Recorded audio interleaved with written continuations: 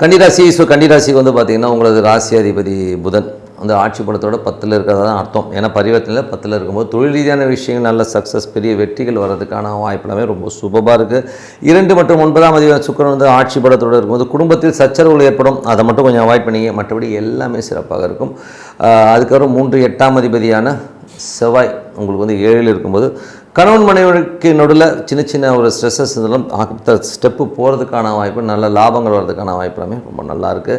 உங்களுக்கு வந்து உங்களுடைய 4 மற்றும் 7ஆம் அதிபதியான குரு ஆட்சி பலத்தோட 7லே இருக்கும்போது சொத்துக்கள் வர்றதுக்கான வாய்ப்பு, தாயார் சார்ந்த உறவுகளால் வந்து ஒரு சொத்துக்களோ நல்ல லாபமோ கிடைக்கிறதுக்கான வாய்ப்பு எல்லாமே நல்லாவே இருக்குது. வண்டி வாகனங்கள் டிரான்ஸ்போர்ட்டேஷன்ஸ் பண்ணுறவங்களுக்கும் நல்ல லாபங்கள் வர்றதுக்கான வாய்ப்பு ரொம்ப நல்லாயிருக்கு.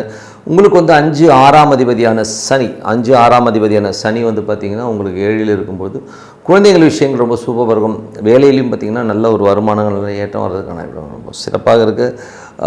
அதுக்கப்புறம் பார்க்கும்போது உங்களுடைய 7ஆம் அதிபதி வந்து 7லே ஆட்சி பலத்தோடு இருக்கும்போது கணவன் மனைவிக்கு நடுவில் இருந்த ஒரு கருத்து வேறுபாடு நீங்கி நல்ல சுமூகமான முடிவு எடுக்கிறதுக்கான வாய்ப்பு. சண்டை போட்டுட்டிங்கன்னா இப்போ பேசுனீங்கன்னா அது கிளியராக இருக்கிறதுக்கான வாய்ப்பு ரொம்ப நல்லாயிருக்கு.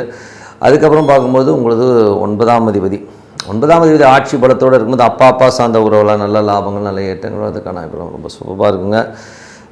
10ஆம் அதிபதியான புதன் ஆட்சி பலத்தோடு அங்கே இருக்கும்போது தொழில் ரீதியான விஷயங்களில் பெரிய டிசிஷன், பெரிய லாபங்கள் வர்றதுக்கான வாய்ப்புமே ரொம்ப சூப்பராக இருக்குங்க.